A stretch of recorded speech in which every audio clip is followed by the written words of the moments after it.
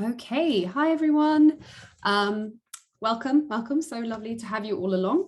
Today we're going to be discussing leveraging data to help drive your racial equity strategy with our amazing panelists. Before we jump into it, we're going to do a bit of a round of introductions. I'm also going to tell you a little bit about Flare and why we're hosting this today. So my name's Rebecca, my pronouns are she, her. I am the Strategic Partnerships Manager here at Flare. We are currently missing one of our panelists, but hopefully he'll be along in just a moment. Lorraine, do you want to kick us off? Sure. Good afternoon, everyone, and welcome to our webinar. It's really good to be here.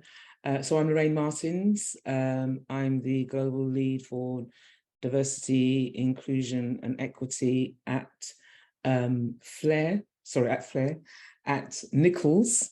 And we're a strategic and transformation consultancy. We worked on a number of major infrastructure programs for over 47 years. So I'm really pleased to be here talking about how we use data to support our racial equity strategies. Thank you so much. Wally, do you want to go next? Good afternoon, everyone. I'm Wally Rahman, and I'm the Diversity and Wellbeing Manager at the Forestry Commission, which is an arm's length body of the civil service. So I've also worked in local government prior to that, where I co-chaired our ethnic minority staff network, led on writing an inclusion strategy, and also delivered inclusion and diversity training to colleagues and NHS and police staff as well. So I've also experience of working with the voluntary sector and helping schools as well with their inclusion journey. Amazing, thank you so much. So before we get into the questions, I would just love to tell everyone a bit about Flare. So some of you who are attending know what we do, some of you may not know, so I figured I would give you a bit of insight.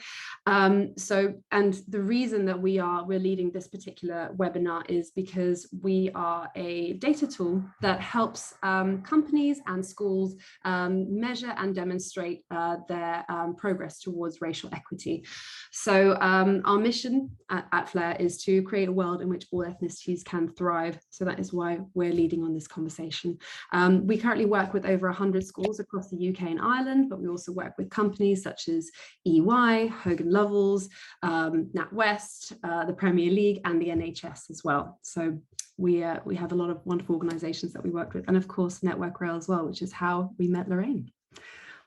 So we're going to kick off with the webinar now. So I'm just going to stop sharing for a second.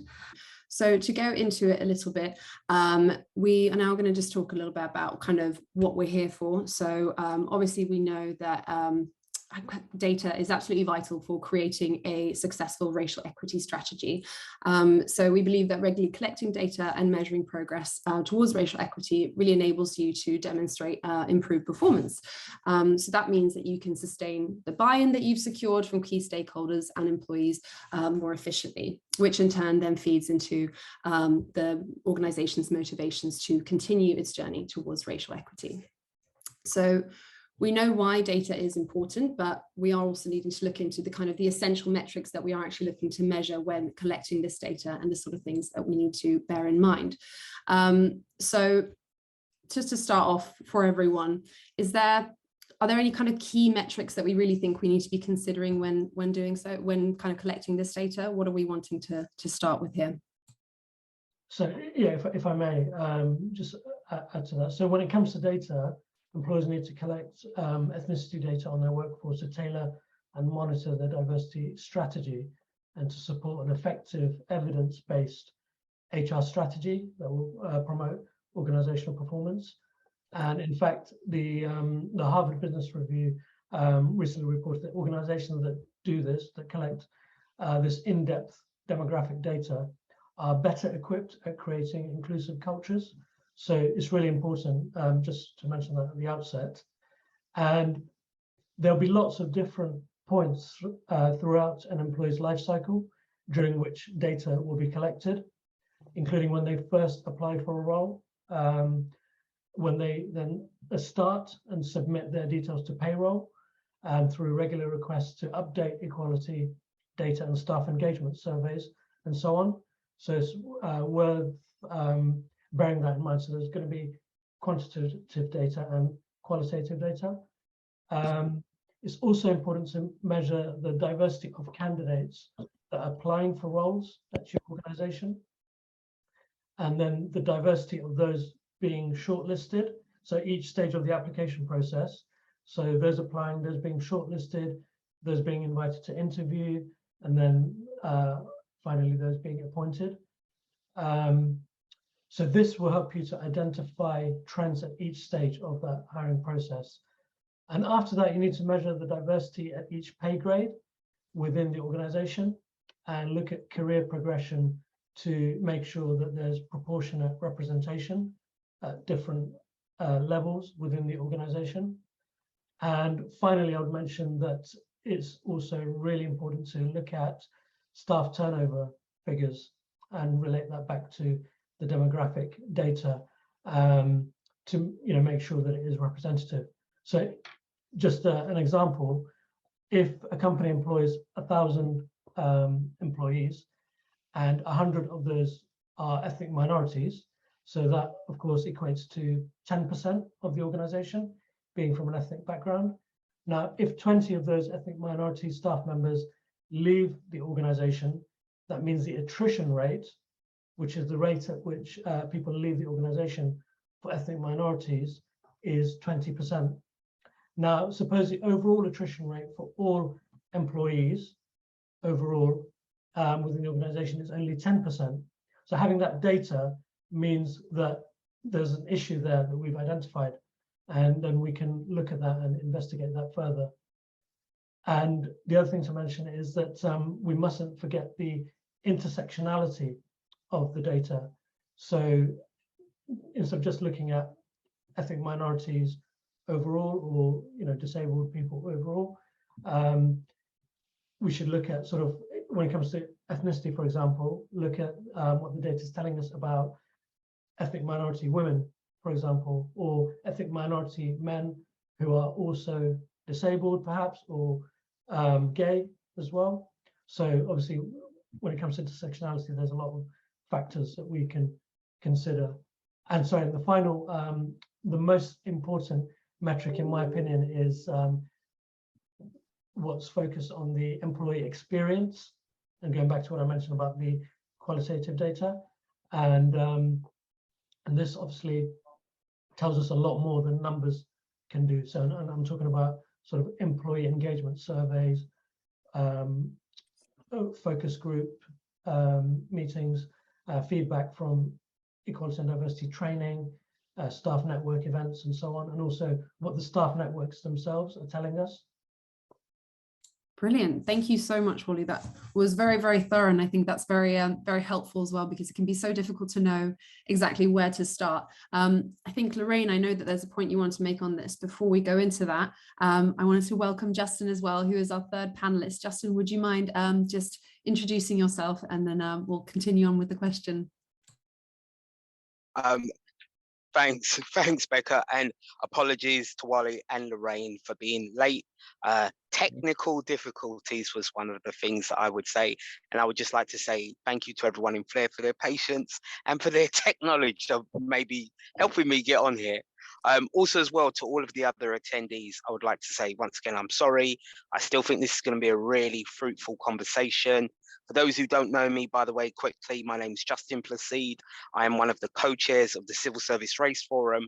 So we look after or support all race networks in the civil service across the whole of the UK. And that ranges anything from, the last time I counted, and I know this is about data, but the last time I counted, it was between just under 80 race networks across the whole of the UK in the devolved administrations, and they're just the ones that we know of. So once again, I think even from a simple basic point of view, knowing who your stakeholders are, knowing who you're meant to actually engage with, it's data, and to have the kind of software that could probably help is always going to be helpful. So I just wanted to do that. I'm going to hand over quickly to Lorraine. Apologies for cutting into your time. Thank you. Thanks. And good and welcome, Justin. Good to see you. And Wally, thank you. That was a really comprehensive kind of set out of the things that we need to think about. I think the thing that I wanted to add is really, and we'll probably build on that with some of the things that we're going to talk about in a moment, is kind of using that data and being really transparent about it. So there are fears that, you know, because we don't have sufficient data, or we haven't gathered it, or, you know, not everybody's completed the survey, that it kind of invalidates your findings. And whilst we all want to have significant returns when we issue surveys or we're using the data, even the non-completions, it tells you a story. So it's to be very rounded and very transparent in how we utilize that information, in playing it back to the business, and not to be fearful of it, because I think that fear can stymie really helpful interventions and helpful initiatives that will get beneath what the data is telling us. I think that's such a good point as well. I think it's so interesting to think about the kind of the loudness in the silence of people not responding as well, and what that says about your organization, in the actions you need to take. That's a really interesting point. Thank you, Lorraine. So we've gone into sort of, you know, what data we need to collect, and we've gone into why we need to collect that data. But as you've alluded to, Lorraine, there are challenges that come with that. So something that we hear about a lot is survey fatigue. It's come up a lot in the past few years, not only due to COVID, but also, of course, due to kind of the spotlight that DEI has fallen under. So we actually found out that there's a study by McKinsey in 2021 that showed that the #1 cause for survey fatigue was the perception by employees that the organization wouldn't actually act on the results. So it touches a bit on that trust that you're speaking about, that Lorraine, and that communication. And also surveys that are very long or take place too frequently can cause that as well. So we do try to combat that here at Flare, just by keeping our surveys kind of short and to the point. So they only take about 10-15 minutes to complete. They only happen once a year. And so we provide pre and post survey comms, which I think is so key to what you mentioned, Lorraine, of that clarity, just so that we're clear with kind of staff and students, employees, as to why the survey is happening. And I think the big why is such a thing that comes up with employees as well. Like, what are you doing this for? Do you actually have a goal in doing this, or are you just going through the motions? So I wanted to ask if that's something that any of you have kind of seen come up. I mean, Wally, so you mentioned to me some time ago that you were going to be running a campaign that's going to encourage people to update their diversity data within the Forestry Commission. You said I think you're going to do that in a few months. So how do you seek to kind of combat that if that issue comes up with survey fatigue? Oh, you're on mute, sorry. Sorry. Yeah, no, I think comms is really key in this. And so we're about to go out and ask our staff to update their diversity data on our internal employee self-service system. So it's a fairly easy process. And so we're about to carry out sort of a comms piece on that, and trying to reassure them of all of the things that we mentioned in terms of the importance of sharing that data, and reassuring them of their anonymity, because I think that's key, about trust, you know, making sure that they trust the process, and of course our compliance with GDPR. And I think just, yeah, highlighting the fact that it's so important for us to have that information, let them disclose that information, as it will help us to shape our policies and processes in making our organization more inclusive. Brilliant, thank you so much, Wally. And Lorraine, did you have something you wanted to add to that? Oh, you're on mute, sorry. The thing that I think is for businesses to hold on to is that this, you know, the gathering of data, and Wally talked about it earlier. Whilst you can have showpiece events like an annual survey, please refresh, please update, it really is an iterative process. And that process enables you to have the conversations with people about why you are gathering the data, how you're using it, and the implications that you're deriving from the information that you found.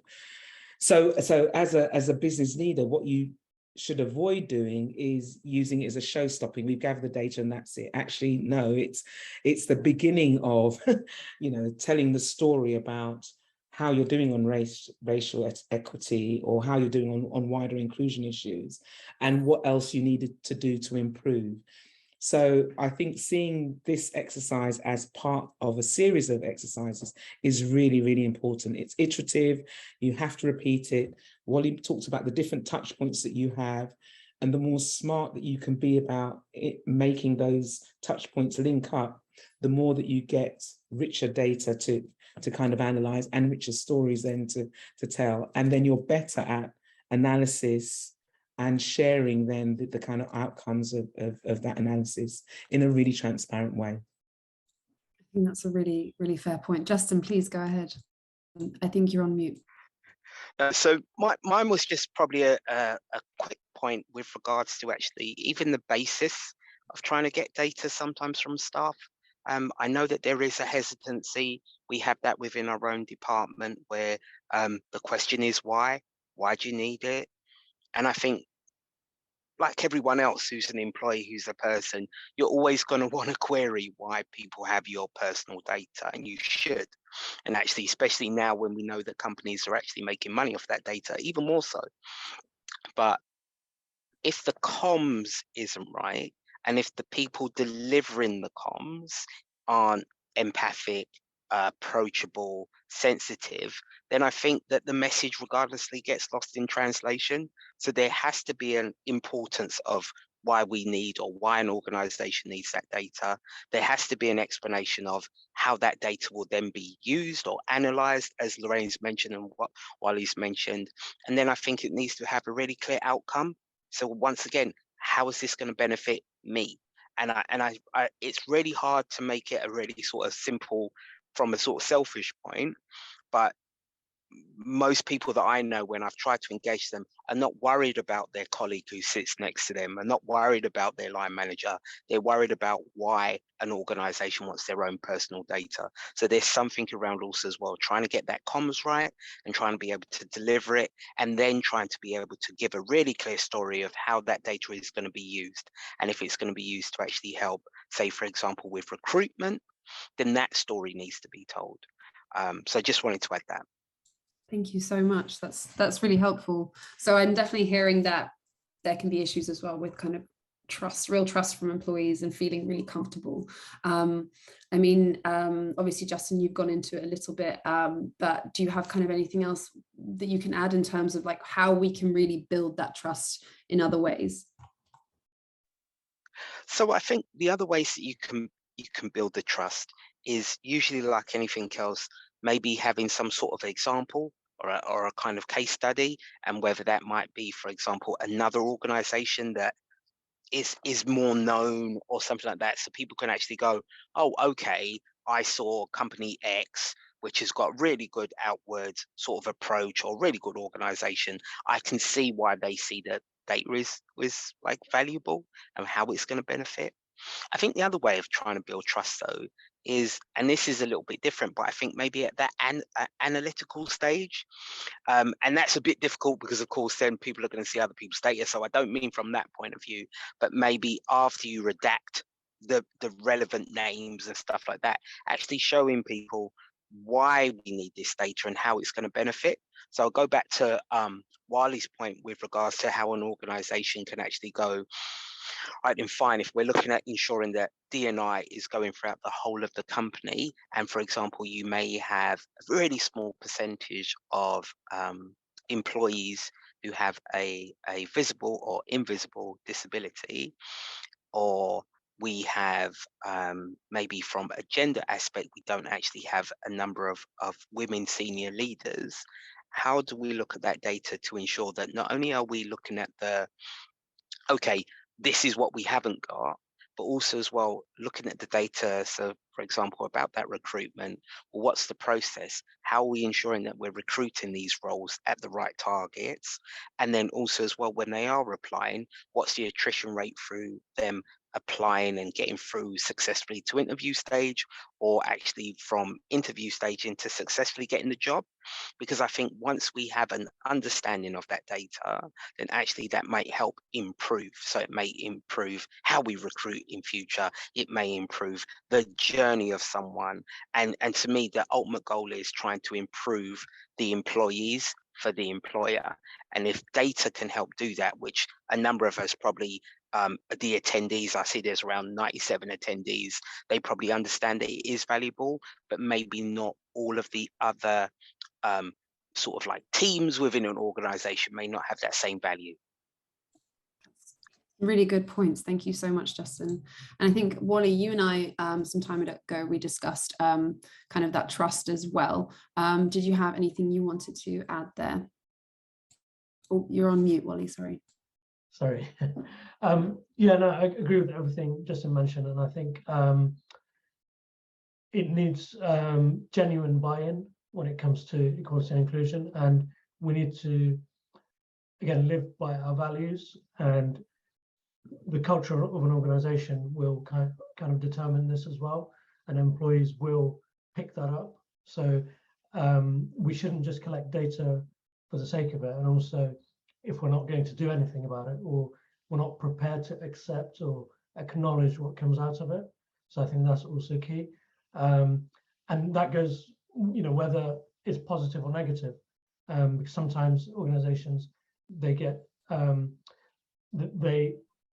they want to hear the views of their employees, but then when it's not to their liking, they kind of back away, or they brush it under the carpet, or just ignore it completely. So that needs, and that goes back to what we were saying before about I think you mentioned about McKinsey and the research on employees not thinking that anything will be done. And that's one of the questions we actually put into our staff engagement survey. Do you think anything's going to be done? And we look at that data, probably look at that data more than anything else, and kind of see what was going on there in terms of what demographic of people are saying this more than others. So that's really insightful. And I think the other thing is with regards to exit interviews, because that's another form of valuable data. And again, it's about making sure that we're ready to hear what's being said and act on it, because I think a lot of times people will see exit interviews as it's giving the employee an opportunity to say something, but my assumption is that some HR professionals may be thinking, okay, we're showing them that we care, but once they're gone, there's not really anything they can do about it. So we'll collect it, and then once they're gone, we'll just file it away, or completely, put it in the recycling bin, and so on. So, and again, that will come with the reputation of the organization, which employees will work out for themselves. Yeah, I think that's sort of what I had to add. Yeah, I think we also, from what I recall you discussing as well, we kind of went through the importance of stressing anonymity as well, which, by the way, I really love that people are already asking questions. Thank you, all attendees. We will be taking a Q&A at the end, but I kind of can quickly see that someone has mentioned anonymity as well, and kind of the importance of ensuring that as well for employees. Did you have something you wanted to add to that, Wally? Yeah, again, from what I was saying previously, I think we need to reassure staff, especially where there is very little diversity, that individual responses to staff surveys and questionnaires will not be reported on if they're too small in number. For example, I think within the Forestry Commission, we say if it's under 10 instances, then it's too little to report on, because individuals can be identified. But also that trust as well will come from what people pick up from the culture of the organization. So it's all very well paying it lip service, but then if we're not implementing it, then there's a problem. So if I may share an experience I had a while ago in one of the organizations I worked at previously, when it came to sort of a staff, it was a comprehensive staff engagement survey looking at all sorts of different aspects of the employee experience. And there was only, out of say 50 odd questions, there was 1 or 2 questions around equality and diversity, discrimination, and so on. And each individual team was then tasked at looking at their own results and creating an action plan, as I'm sure many people here are familiar with doing. So, I recall being in a team meeting, looking at our action plan and brainstorming and looking at the results, and my then manager sort of came across one of the results around discrimination, and the whole team, there was one person had reported that they felt that they were discriminated against, and I happened to be the only person of color in the team, and they instantly assumed that that was me, and they, in a very sympathetic way, they asked me in front of everyone, "Oh, sorry to hear that," but the question wasn't about racial discrimination. I mean, we had women in the team, we had people with disabilities, so it could have been about any of those factors, but they automatically assumed that it was around racial discrimination, and I was the one who put it. So that was, yeah. So again, that goes with, I think, organizational culture and professionalism, and also making sure that our managers who are ultimately empowered with this data, that they are responsible with that data. So yeah, I would say, because of course with that data there is huge responsibility and ultimate accountability. So we need to be careful. Truly. And thank you for sharing that story. I'm very sorry you went through that. And also, I mean, yeah, if you don't feel safe sharing that data, again, it comes up with that trust. If you can't trust your organization and the culture that you're within as well, to keep that data safe and to not try and single you out, even if it wasn't you responding, it's not really the kind of best way forward. If we actually continue on in the vein of trust, and I can see more people kind of writing about trust. It's obviously something that comes up a lot. Lorraine, you've actually worked with external organizations and ensured that data is actually managed by a third party, and so kind of remains unbiased. So I know that since you worked with Flare, when you worked with Flare, you were at Network Rail, and then you kind of brought us to the Nichols Group. So what kind of been the benefits for engaging your workforce with kind of your racial equity strategy around Flare? So I think the benefits of having a third party look at your data is the kind of objectivity and distance that third party can give. So it's about giving confidence to all involved that you're not rigging the results, that the outcomes and the analysis is done independently, and therefore has a fair bit of distance from any kind of taint that people might suspect you are putting on the information, and that helps to build trust. So, if you've gone through a fairly transparent process of identifying who that third party is, and they have all of the right mechanisms in place for storing the information, for sharing the information, for guarding people's identity, then I think that gives people more confidence in the final outcomes. So that's really helpful, but it does speak to the culture, but it speaks to the cultures of the environment. And again, I would repeat that this process is part and parcel of your cultural transformation. Actually, it should be all right to identify if something hasn't worked for you as an individual in an organization. So the fact that you might feel vulnerable or exposed speaks to the environment. So, in a sense, we also need to use our kind of emotional intelligence around what's happening that creates an environment where people don't want to speak up, don't want to share those experiences, or don't have faith or confidence that you will act properly on the information that you're shared with. So third parties can help in that exercise. And as a business, you have a responsibility to keep reiterating how the information is going to be used and demonstrating with your actions. So it's one thing to say, oh yes, we've seen it, we've heard it, and blah, blah, blah. But what people really trust is what they see. So as a consequence of having, a pay gap, are you seeing efforts that are helping to reduce the pay gap? And do you understand why that pay gap exists? And does it have resonance and validity? And third parties can help with that story. Definitely. I think that's such a good point. Obviously, having that stored somewhere else and also knowing that you're not going to get biased results, they'll kind of just tell it like it is. It's the data, you can't really argue with it, can be, I think, really helpful. Justin, did you have something you wanted to add to that one?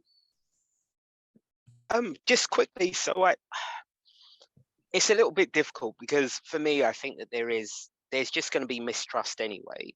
And I think, yes, a third party can provide at least or help minimize some of that distrust. But I also as well want to be really clear. I think that there is a bigger emphasis on the employer to do as much as they can to ensure that that data is used in the right way.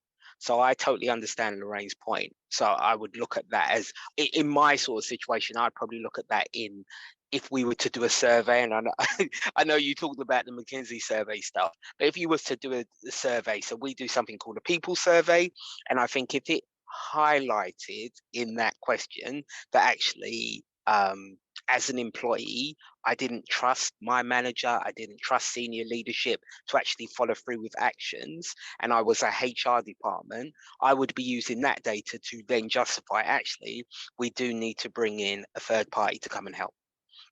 So I think that there is something even using data to help decide when to bring in a third party, but also as well using data. And this goes back to Lorraine's point around like that sort of culture, and whether it's an inclusive culture, whether it's like a culture in general. I think if employees do not feel safe, do not feel that their employers are actually going to deliver on their actions, so there is no clear accountability, I would 100% say bring in a third party, come in and help change that. I think if it's not, then I think it's more about the senior leadership, that, you know, whoever is at the top to make that effort. And I think sometimes there isn't that clear clarity. So going back to just the data point in general, I think actually the data does need to be available to help a senior team make those clear decisions. And then just quickly going back to that security of trust, it comes back down to the other point. If we are not clear with our comms, if we're not clear with how we engage with our staff, there's always going to be an element of distrust, whether it's on data, whether it's on pay, whether it's on opportunities. And I think having a bit more clarity will just help employees. Pass back to you, Becca. Sorry. No, that's perfect. And I mean, it's and thank you both for your points. I think obviously with gaining that trust with employees is just, and having that clarity and having that transparency. I think transparency is also a word that's become a lot more common within business in recent years. I think employees want to know why that data is being collected and what you're going to be using it for. And I think also something that you touched on, Lorraine, in that where that data sits, who it falls with. I think, Justin, you've mentioned this before, you know, because of kind of due to GDPR reasons, sometimes HR ends up being kind of the part of an organization that ends up owning that data. But then where does it go from there? Did you have something you wanted to add? Sorry. Oh, you're on mute. So that's a really good point, Becca. Sorry. And as you said, what we talked about before, sometimes also as well, I think it's an unfair pressure on HR departments. So as you're saying, they may be the sort of like the collectors and the storers, and sometimes also as well the people who have to analyze the data, and they may not actually have the skill set to do that. And I think once again there's an honesty around, if they don't, and if the organization is not looking to maybe provide that resource, I would say 100%, you definitely need to bring in a third party who has that skill set, who has who have the people who can actually do the analyzing and who will be able to safely store that data. I think that there is also as well, like everything else, as employers are becoming a bit more tighter with some of their budgets, I think that there does need to be a clarity around actually where should the money be spent. And I think that once again comes back down to this data issue, because the data is not being collected properly, because it's not being analyzed properly, you then can't share that data with seniors to make those sometimes really difficult decisions. I'm coming back down to that point around HR. I would shout out anyone who is on this call and is someone from HR. I'd want to be really clear. I know a number of HR people and know what you go through every day. If you're not a HR person, then spread it to someone that you know is a HR person. But I just think sometimes there's an unfair pressure for HR to be, the every person for an organization. And sometimes there should be some honesty to say, we can't do this. And actually, as I said, then bring in the experts who can. Yeah, I think it can be sometimes hard to set those boundaries, because I think the data that you're collecting might be seen as kind of that soft information because it's focusing on diversity, equity, inclusion. So sometimes the unfair thinking could be that the HR person needs to be gathering that data, but actually this is hard work and this is really important. And as you said as well, rightly, Justin, there's such value in those numbers, there's such value in that data that we need to actually have a proper plan around how to collect it and then how to present that back to leaders. So I'm just going, oh, sorry, Lorraine, please go ahead. I think one of the things we need to challenge ourselves around is thinking that it's HR's data anyway. Actually, that it's management information. And as a leader, I should be really keen to understand the composition of my workforce. I should be really keen to understand whether there are any adverse impacts on particular groupings within my workforce. And if I'm not keen to that, am I really managing my team effectively? So thank you, Justin, for saying it's not fair on HR, but actually this is management information. And the more that we begin to treat it with that level of rigor, the more it becomes part and parcel of what we should be doing and looking at and interrogating and challenging ourselves to do better. It's such a good point. And obviously as well, investing in, to be honest, because as you say, it's management information, it's actually really, really key, not only for your racial equity strategy, but across your business. So I'm going to hop into actually speaking about that strategy. So for my next question, so I've got a bit of a two-parter here. Obviously now that we have data, let's say we've gone through it, we know what we're collecting, we've collected the data, and now we actually want to ensure that we leverage this unbelievably important and valuable data. Now, what are some kind of top tips for using that data to create your strategy, and then also presenting that data in a palatable way so that we actually ignite stakeholder buy-in and engagement? I think a lot of people are here because they might say, okay, I kind of know how to collect that data. I know what it is I'm looking for, but I want it to make a change. I want to actually keep those promises to employees that I'm telling them we want to make a change. So how do we create that strategy and present that data well back?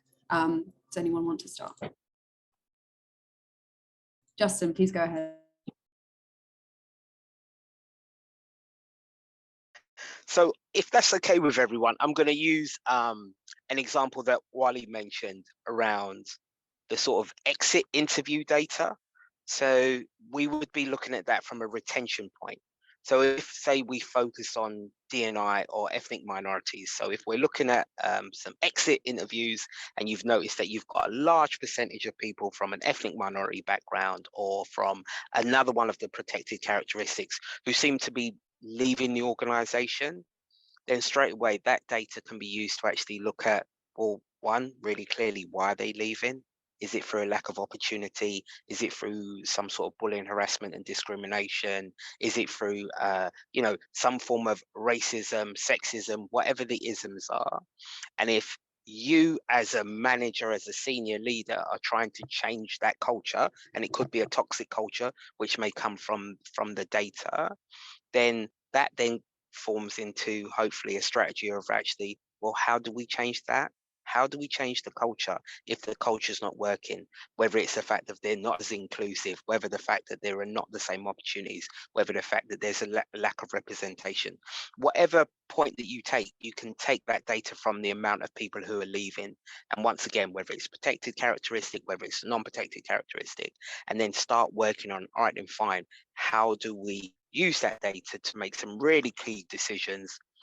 And as Lorraine's saying, as a manager, as senior managers, X, Y, Z, how do we use that to form into a strategic piece of strategy that's going to say, how do we ensure that we retain the staff that we've got? So we have to make some changes internally. And then how do we ensure that actually this is sustainable? So it isn't just a reaction to this data that's saying people are complaining. Actually, this is we're going to make a really core change. And strategy, as we all know, isn't something that's a flash in the pan. It has to start, it has to be maintained. And sometimes the strategy can take, at least 5 years as a beginning for it to truly be embedded into an organization. So I would say, look at some of that data as an example and create a strategy to change the culture, improve the experience of the employees, and actually root out, if you can, because once again, it depends on whether the data is factual, anecdotal, etc. But how can you make those changes? So that'd probably be like a start for 10 for me. Brilliant. Thank you so much, Justin. Lorraine, did you say you wanted to add something? Yeah, I have a slightly different take on it. So I guess, is it Simon Sinek that says start with the why? So why are we doing what we're doing? Why is gathering data important anyway? And if you don't need it, then why are you gathering it? So I think there's a bit of an exploration within the business around your purpose, what you're trying to fulfill, and then your data will help you to understand where the gaps are, and or indeed where your ambitions should be. So for example, I think one of the comments here is, we want to be a more diverse organization. We know the composition of our staff. We're up in the north, and it's a very small ethnic majority community. So therefore, that data will tell you, well, so actually we might need to think about how do we reach communities where they are very small, if we do accept the premise that having a diverse workforce is a good thing. So I think you have to understand why you're gathering the data and what that data is telling you in order for you to develop your strategy. And then within that, I think my understanding of what Justin was talking about is kind of like the action plans that help you to implement it. So you might use your strategy to say, well, we've got a target of, X% to be from the ethnic majority. Good. Then within that, you say, right, this is what we need to do. This is the roadmap to getting there. And you diligently apply that. And I think where we let ourselves down in the diversity, equity, and inclusion space is that we're not always rigorous about our program plans for progress. And therefore, we're not always able to articulate where we're having struggles, why we're having those struggles, and whether or not it is, it is about the data, or it is about institutional systemic factors that also impact that environment. I hope that makes sense. It does make sense. I think those are some really brilliant points. Starting with the why, I think both Justin and Lorraine, you've made some really great points there. Wally, did you have something you wanted to add? No, I think Lorraine and Justin did that justice. Brilliant. Yeah, no, you were both, all of you have been brilliant, to be honest. It actually does take us onto the audience Q&A in a moment. But before we do hop into that, I actually wanted to ask each of you as panelists to kind of share either one thing, so a resource, a lesson learned, or a tip that you want to leave the audience with today, and then we'll go into a Q&A. Wally, maybe you want to start with this one. Thank you. Just leading on from what Justin was saying, actually reminded me of, I think it was Peter Drucker that said, culture eats strategy for breakfast. So that's something worth remembering. And I just wanted to finish with highlighting the importance of not just the raw data, but we talked about the qualitative data, so in the form of stories and people's lived experiences. And I'll just remind people just to hold your organizations and yourselves to account for that data and information. And I want to end with another quote from Brené Brown this time, which is that I think she says, stories are just data with a soul. So go beyond the the raw data and look at the stories that are contained. I think that's a really, really lovely quote, and it definitely reminds us of the people behind that data. Lorraine, did you have something you wanted to share? Yeah, so I've kind of got a bit of an acronym, which is TIRE, T-I-R-E, she said. So the first thing to remember is around transparency. I think that's really key to people trusting you know, your whatever it is that you say and whatever it is you do. So that transparency is really crucial. And then underpinning that is your integrity. So the fact that you can be trusted with the data and to implement and to follow through on the things that you say, you know, that will help to generate significant amounts of trust within the business. Even when things don't go as you want them to, your transparency and integrity is really crucial. Then I think, and I mentioned it earlier, it's being rigorous around your application and focus on what the data is telling you. But also, I think there was a comment in one of the questions around soft data. So you've got the hard data, which is the numbers and blah, blah, blah. But you're also picking up lots of anecdotes and stories about what that sits beneath the data. Be really rigorous in that. And then I think execution, you know, just deliver and explain where there are glitches in your delivery so that you are being transparent, you're demonstrating your integrity, and you're demonstrating how robust you are in what you're doing. Hopefully that helps. I think that's brilliant, Lorraine. Thank you so much. I love an acronym. Or an entire kind of ties in with survey fatigue. So easy for us to remember. Justin, please go ahead. No, all I was going to say, Lorraine, please could you send us that or put that in the chat? I love that acronym as well, Beck. So I may have to plagiarize that one. Okay. I'll share it later. Sharing, I'll share it with everyone. Justin, did you want to share your final learning? Or was your final learning what Lorraine has taught us today? Yeah, acronyms really help people remember things in really segmented things, and I think that really does cover. So I'm happy to stop talking, and I've just seen there's a couple of people in the chat who love it as well. Oh, thank you. It's a great one. I mean, those are some brilliant key learnings. Thank you all so much. So we're going to open up to a quick audience Q&A. We have just over 10 minutes. So how we're going to do this is, I mean, some people have written questions in chat. Some people have gone via the Q&A function, which you have on Zoom. I'm going to see if I can cover as much as possible across both. These will be kind of just out to everyone, and whoever feels comfortable answering is welcome to do so. So Lorraine, you actually touched on one that we've received, I believe, which is from Jan. So being in the Northeast, we have a population of whom only 10% are non-white British.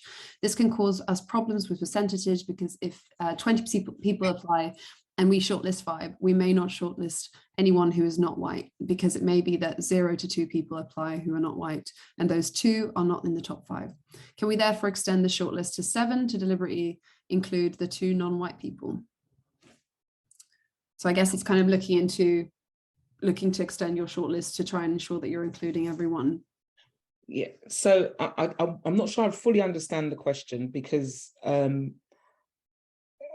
are you extending the shortlist because you want to include people who are not white? It kind of connotes that they might not be qualified in the first place, and so therefore I was like, I'm a little bit confused.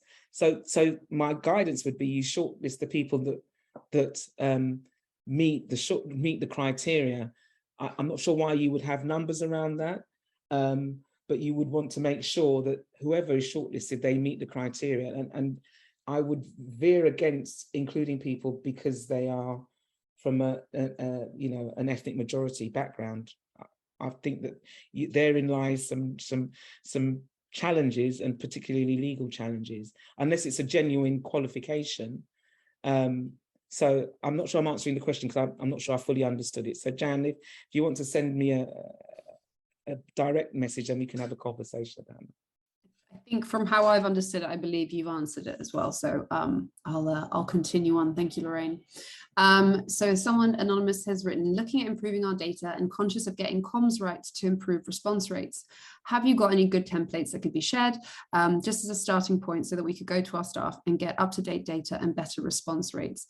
So I can say within Flare, when we work with an organization, we actually provide you with a lot of comms, and we ensure that we help you kind of go out to your staff to really explain what you're doing, why you're doing it, and kind of what the goals of that is. So that is, to be fair, there's a big focus of Flare, but if anyone else wants to also add to that, you are please welcome to, because I appreciate I'm not a panelist. No? No, that's good. Okay, brilliant. So the next one I'm going to go on to, I know that we had Temi asked a question early on. Wants to ask how we capture the soft data in terms of changed mindsets, behaviors, and attitudes. Wally mentioned employee experience, but organizational leaders often require hard data. It's a good question. So I think one of the ways, sorry, I'll let Justin go. Sorry, go. Justin? No, Ollie, honestly, if you want to go first and I can just follow up after you, not a No, problem. I was just going to say, in terms of one of the ways that I've seen it being done is through the staff surveys that do go out, but leaving space for those open-ended questions. And that's where, but obviously that takes a lot of time. And again, it falls back to HR to go through that, spend hours going through. I think, you know, especially when you're looking at an organization, you know, like local government, you know, where you've got 4,500 employees, perhaps, that's a lot of time going through, you know, those responses. But that's just what I was going to sort of add. But that's the way I've seen it being done. Thank you, Wally. Justin, what did you want to add? So the only other bit I would add is, and I hate to say this because it'll probably be another survey, but you can do more targeted surveys. So you can actually do individual team surveys or directorate surveys, which will get you a bit more of that granular information, which you may not get in a much more wider sort of people survey or organization survey. The other one is also as well to have surveys run if an organization has networks. And so, for example, you may want more data over or about a particular protected characteristic. So it'd be more beneficial for that network than to send out another survey, because once again, the questions will probably be able to dig deeper and get you a bit more stronger information or stronger data. Brilliant. Thank you so much. So I think I would just add, I would think about the informal ways in which you gather soft data. So there are conversations, you can have focus groups, you can have listening sessions. We're gathering data all the time. People tell you their experiences. And so I think the watchword really for all of us as managers and leaders is, how are we retaining that and using that information alongside the data, the hard data that we have?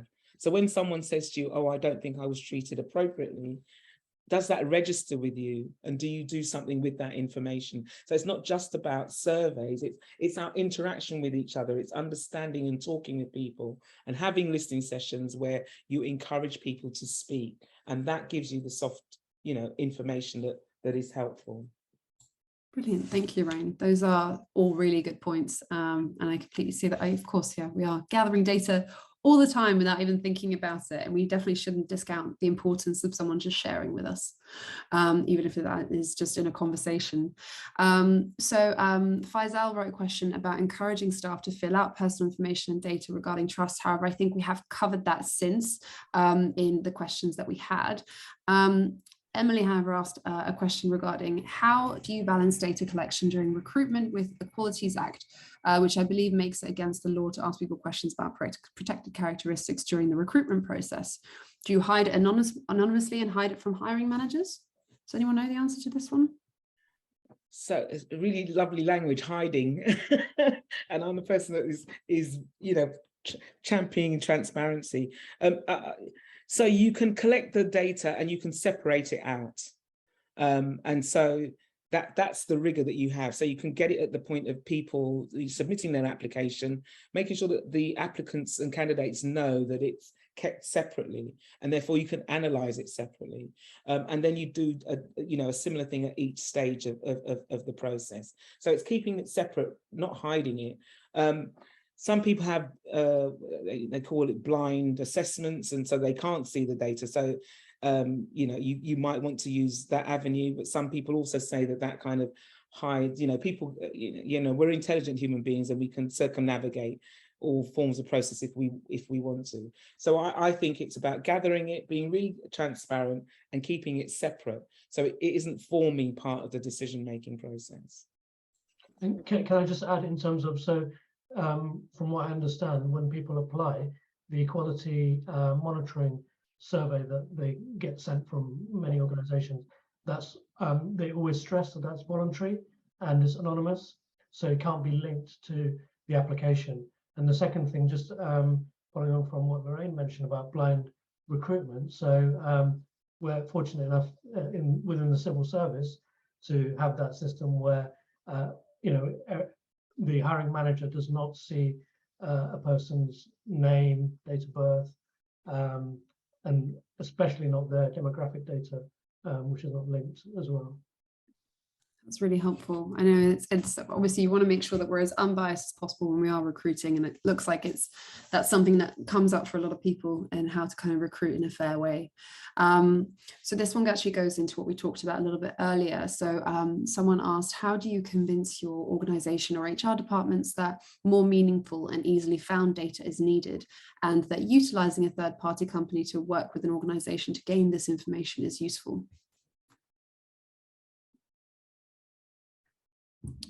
Yeah, Justin, please go ahead. Thanks, Bex. So I think we've sort of already covered this a little bit, but I think one of those is being able to use examples. Like everything else, you probably go back to the why, as Lorraine mentioned before. Why do you need to do it? What's the issue? And then be able to go and say, well, actually, here are a number of potential different third parties. And I think each one of those third parties who are getting involved have to do like a credible pitch. And I think there needs to be, and this is why I know it won't happen, but for a third party to be chosen, I think there needs to be a really good sort of like group, so some form of engagement group. So it would probably consist of managers, maybe from someone from HR, and maybe someone from, like, as I said, like a network or some sort of like people's group, so that they know quite clearly why these people are being chosen and what they can bring and actually what benefits they will add. I think sometimes a lot of these kind of decisions when bringing in a third party organization are done sort of like, behind the scenes.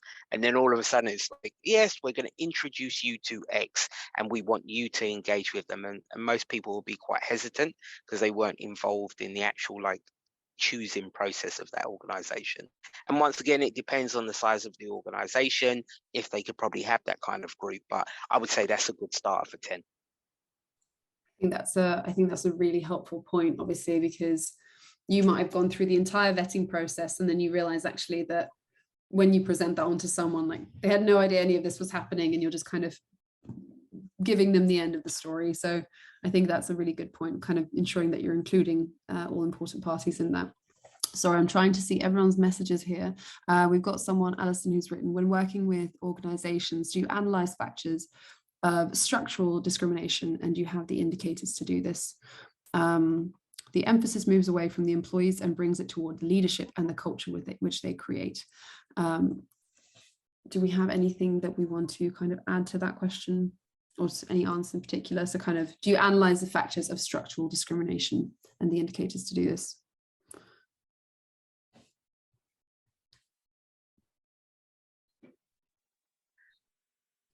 Just for the sake of time, I would say yes. Yes, yeah. But then what are you gonna do?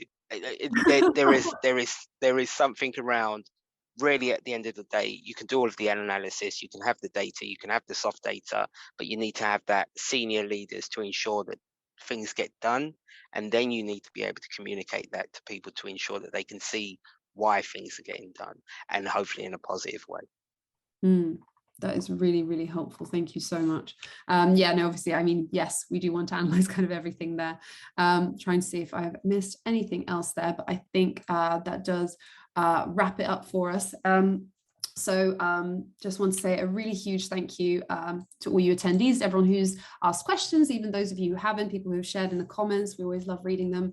And obviously a massive thank you to our brilliant panelists. You've been wonderful, and I can see that people are gaining so much value from this. So we are going to be sharing panelist information in follow-up emails to all of you that have attended. Please remember as well that this is recorded, so if you need the recording, please go onto the same link and you can request to see that as well. And if you want to find out more about FLAIR and you want to get started on measuring racial equity, please reach out to info@flaireimpact.com. Thank you so much, everyone. I hope you have a wonderful day. Take care.